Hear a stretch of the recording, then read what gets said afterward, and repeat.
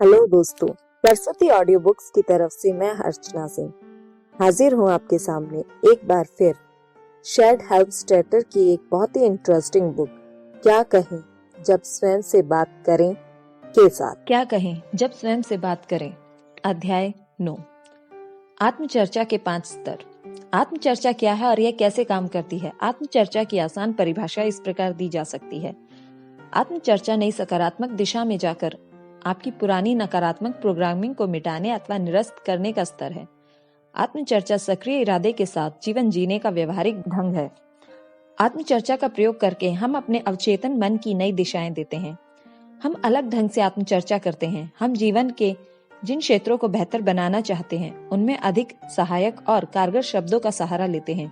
इन शब्दों से हम चेतन रूप से अपने आंतरिक नियंत्रण केंद्रों की दोबारा प्रोग्रामिंग करते हैं। आत्मचर्चा के द्वारा हमारे मन में नई एक तस्वीर बनती है, ठीक वैसी ही जैसी हम बनाना चाहते हैं। हम चाहे जो भी बदलना चाहें उसे बदलने का तरीका है आत्मचर्चा। इसका प्रयोग प्रत्येक इंसान कर सकता है, भले ही हम अतीत में ऐसा न कर पाए हों। वास्तव में आत्मचर्चा हमें पुराने स्वरूप से निकलने का अवसर देती है। इसकी बदौलत हम एक भिन्न और बेहतर स्वरूप की ओर बढ़ते हैं। एक ऐसा स्वरूप जो पुरानी प्रोग्रामिंग द्वारा नियंत्रित नहीं होता, बल्कि व्यक्तिगत चयन के द्वारा निर्धारित होता है।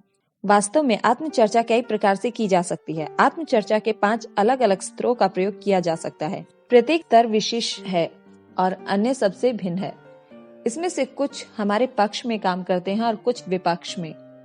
आप उनके बारे में जितना अधिक जान लेंगे, आत्मचर्चा करने में उतने ही पारंगत हो जाएंगे।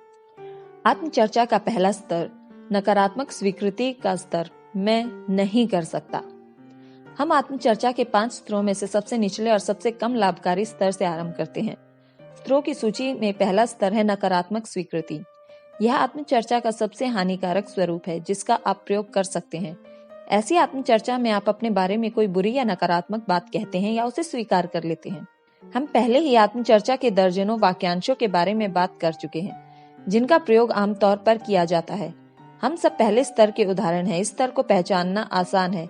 इसमें लगभग हमेशा इस प्रकार के शब्द होते हैं, मैं नहीं कर सकता, या काश मैं कर सकता लेकिन मैं नहीं कर सकता, इत्यादि। ये पहला साधन हमारे विरुद्ध कार्य करता है और दुर्भाग्य से हम इसी स्तर का सर्वाधिक प्रयोग करते हैं।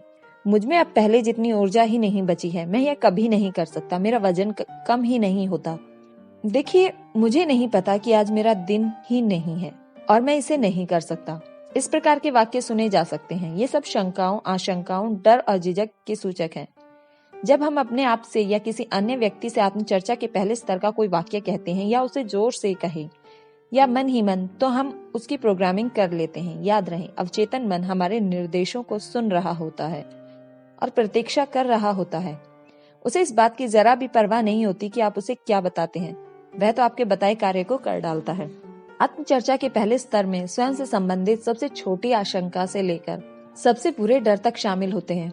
इस प्रकार हम स्वयं को यह आदेश देते हैं कि झिझके और अपनी क्षमताओं पर सवाल करें। यदि हम अपने आप से सही स्तर की बातें करते तो बहुत कुछ कर सकते थे, लेकिन पहले स्तर पर हम बहुत कम को स्वीकार करते हैं। बहादुरी से धूप सेकने की अपेक्षा हम कायरता के अंधेरे में दुबक जाते हैं।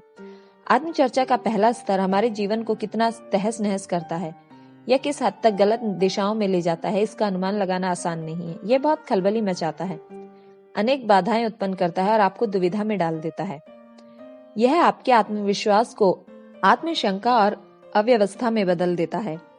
यह आपके सर्वश्रेष्ठ इरादों को पंगु बना देता है और औसत जीवन से संतुष्ट बने रहने के लिए ललचाता है। यह काम चलाऊ दृष्टिकोण की नींव है। इसकी सूक्ष्म फुसफुसाहट आपको निष्क्रिय होकर ऐसे जीवन से संतुष्ट रहने को कहती है जो आपके सपनों से बहुत कम होता है। यह एक मिथक जलपरी है जो आपको लुभाकर अपनी ओर बुलाती है और आपकी आशाओं को निराशा व संतोष की चट्टानों पर पटक पटक कर ढेर कर देती है। इस प्रकार की आत्मचर्चा का प्रयोग जीवन भर करने की कल्पना करें। जरा सोचें, यदि किसी इंसान को इस बारे में पता हो तो वह ऐसी आत्मचर्चा नहीं करेगा जो असफलता के लिए उसकी प्रोग्रामिंग कर दे या जिसके कारण वह अपनी क्षमता से कम ही प्राप्त कर सके।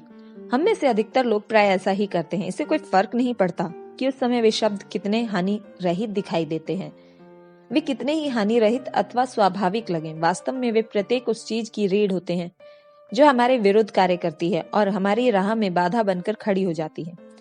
यदि आप आत्मचर्चा के पहले नकारात्मक स्तर मैं नहीं कर सकता से मुक्ति पा लेते हैं तो विश्वास करें आप अपने सबसे बड़े शत्रु से मुक्ति पा लेंगे। आत्मचर्चा का दूसरा स्तर, पहचानने और परिवर्तन करने की आवश्यकता। मुझे जरूरत है, मुझे करना चाहिए। यह स्तर थोड़ा भ्रामक है। ऊपर से तो लगता है जैसे ये हमारे पक्ष में काम करेगा, लेकिन वास्तव में यह हमारे विरुद्ध काम करता है। आत्मचर्चा के स्तर में हम स्वयं को या दूसरों को यह बताते हैं कि हमने ये पहचान लिया है कि हमें अपने आप को बदलने की आवश्यकता है। दूसरे स्तर की आत्मचर्चा की पहचान किन शब्दों से होती है? इस तरह के शब्दों से, जैसे मुझे जरूरत है या मुझे करना चाहिए। ऐसी बातें हमारे विरुद्ध काम क्यों करती हैं? क्योंकि यह समस्या को पहचान तो लेती हैं लेकिन समाधान नहीं बताती। जब आप स्वयं से या किसी दूसरे से कहते हैं मुझे सचमुच अधिक व्यवस्थित होने की जरूरत है, तो आप वास्तव में ये कह रहे होते हैं मुझे सचमुच अधिक व्यवस्थित होने की जरूरत है लेकिन मैं नहीं हो सकता। जब आप इस वाक्य को पूरा करते हैं तब आपको वास्तविकता पता चलती है कि इसका अंत हमेशा अवचेतन रूप से एक अनकहे कथन पर होता है, जो नकारात्मक आत्मचर्चा का पहला साधन है। मुझे समय पर ऑफिस पहुंचना चाहिए, मुझे वजन थोड़ा कम करना चाहिए, मुझे इस बारे में कुछ करना चाहिए, मुझे अपने बच्चों के साथ सचमुच अधिक समय बिताना चाहिए, मैं जानता हूँ कि मुझे ज्यादा पढ़ाई करनी चाहिए। जब भी आप स्वयं को दूसरे प्रकार से आत्मचर्चा करते देखें तो पल भर के लिए रुकें और वाक्य को पूरा कर दें। तब आपको समझ में आ जाएगा कि आप अपने अवचेतन मन को क्या निर्देश दे रहे हैं। तब आपकी आत्मचर्चा इस प्रकार की होती है, मैं सचमुच अधिक पैसे कमाना पसंद करूंगा लेकिन मैं ऐसा कर नहीं सकता। काश मैं कर सकता लेकिन मैं नहीं कर सका। मैं जानता हूँ कि मुझे उस चीज की परवाह करनी चाहिए लेकिन मैं ऐसा नहीं कर रहा हूँ। मुझे घर पर और ज्यादा फोन करना चाहिए लेकिन मैं करता नहीं हूँ।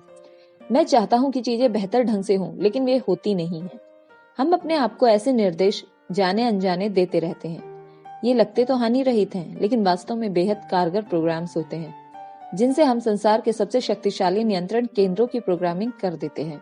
सपनों और सफलता को जन्म देने की अपेक्षा दूसरे स्तर की आत्मचर्चा अपराध बोध, निराशा और अपनी काल्पनिक क्षमताओं को स्वीकार कर लेती है। क्या यह अच्छी प्रोग्रामिंग है? नहीं, बिल्कुल नहीं। क्या इससे हमें सफल होने में सहायता मिल सकेगी? नहीं, इससे कोई सहायता नहीं मिलेगी। आत्मचर्चा का तीसरा स्तर, परिवर्तन का निर्णय लेना। मैं कभी भी, मैं अब नहीं। आत्मचर्चा का तीसरा स्तर ही वास्तव में वह पहला सकारात्मक स्तर है जो आपके पक्ष में काम करता है। इस स्तर के द्वारा आप परिवर्तन की आवश्यकता को पहचान लेते हैं, उस बारे में कुछ करने का निर्णय भी लेते हैं और सबसे बड़ी बात, आप अपना निर्णय वर्तमान काल में व्यक्त करते हैं मानो सचमुच परिवर्तन हो गया है। तीसरे स्तर को इन शब्दों से पहचाना जा सकता है, मैं कभी भी या मैं अब नहीं। इस स्तर से मिलने पर आप कहते हैं मैं अब धूम्रपान नहीं करता, अब मुझे ऑफिस के लोगों के साथ व्यवहार संबंधी कोई समस्या नहीं आती, मैं कभी आवश्यकता से अधिक नहीं खाता, मैं ट्रैफिक में कभी विचलित नहीं होता, मैं अब किसी मनचाही चीज को नहीं टालता। जब आप यहाँ तक पहुँच जाते हैं तो आप पुराने नकारात्मक नहीं कर सकता को स्वयं पीछे छोड़ देते हैं। तब आप इसे एक सकारात्मक एवं नए अंदाज में व्यक्त करने लगते हैं जिससे आपके अवचेतन मन को यह आदेश मिलता है, जागो, आगे बढ़ो और परिवर्तन कर डालो। आत्मचर्चा का चौथा स्तर, आपका बेहतर स्वरूप, मैं हूँ। यह आत्मचर्चा का सबसे प्रभावशाली बातें हैं जिनका उपयोग हम कर सकते हैं। हम अपने जीवन में आपसे जो बातें करते हैं उनमें चौथे स्तर की आत्मचर्चा का प्रयोग सबसे कम होता है। यद्यपि हमें सबसे अधिक आवश्यकता उन्हीं की होती है, यहीं पर आप बिल्कुल नई तस्वीर बनाते हैं।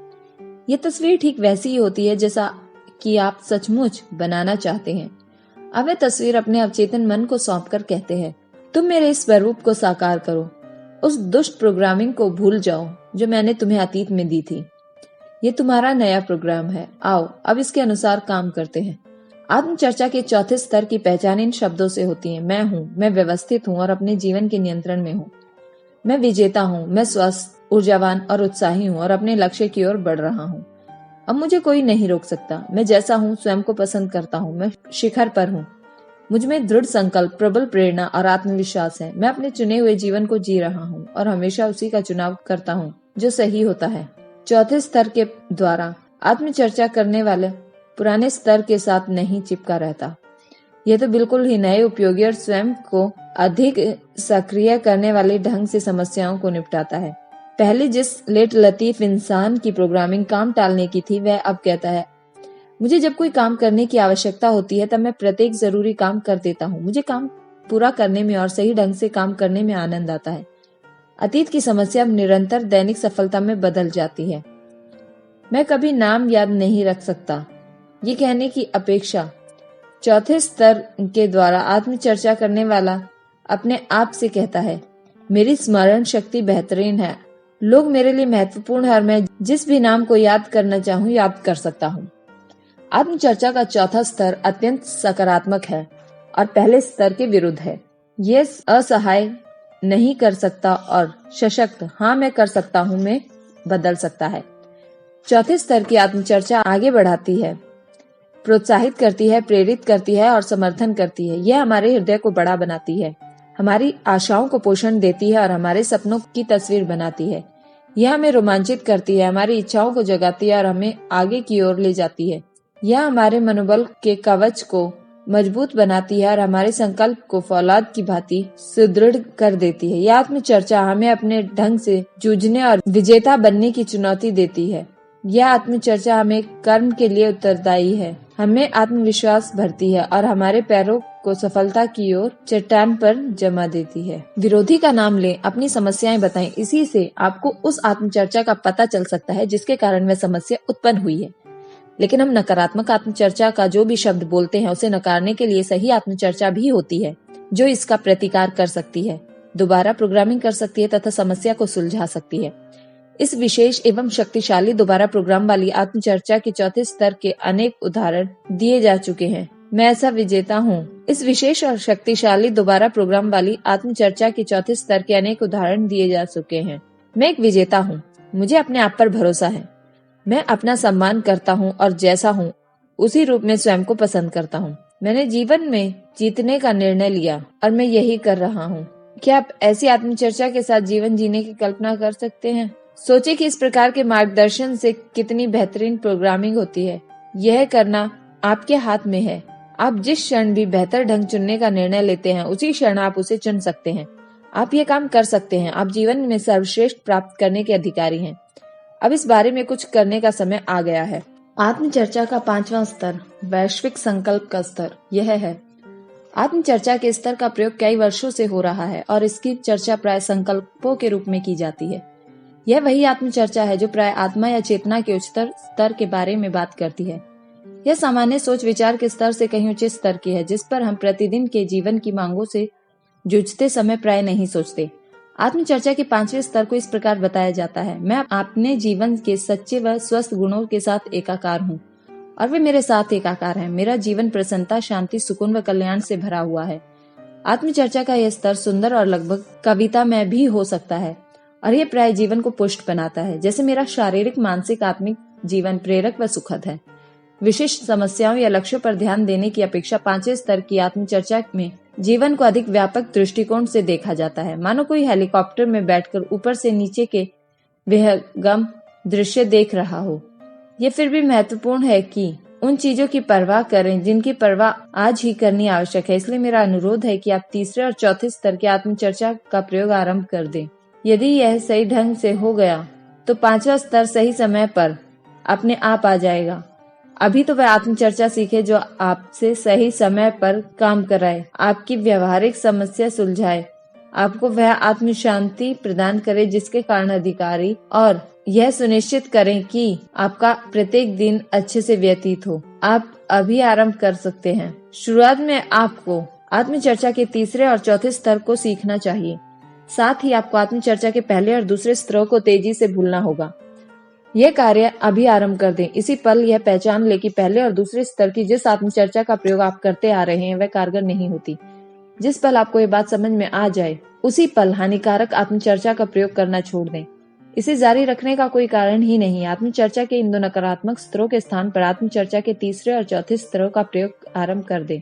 यदि आप इस समय कार्य आरंभ करना चाहें तो दूसरे स्तर को दोबारा पढ़ें। तीसरे और चौथे स्तर को सही आत्मचर्चा सीखना आरंभ करें। यह आपको आगे बढ़ाएगी और उस चीज को बदल डालेगी जिसे आप बदलना चाहते हैं।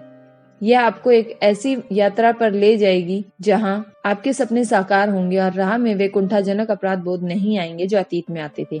आगे के अध्याय में आपको कदम दर कदम निर्देश दिए जाएंगे कि आत्मचर्चा का अनजाने में ही सहज रूप से कैसे प्रयोग किया जा सकता है। अभी अपनी प्रत्येक बात को ध्यान से सुने। अपने आप में कही हुई प्रत्येक बात पर विचार करें जो आपके विरुद्ध कार्य करती हैं। उसे पलट ले और उन पर आत्मचर्चा का प्रयोग आरंभ कर दे जो आपके पक्ष में काम कर सकती है।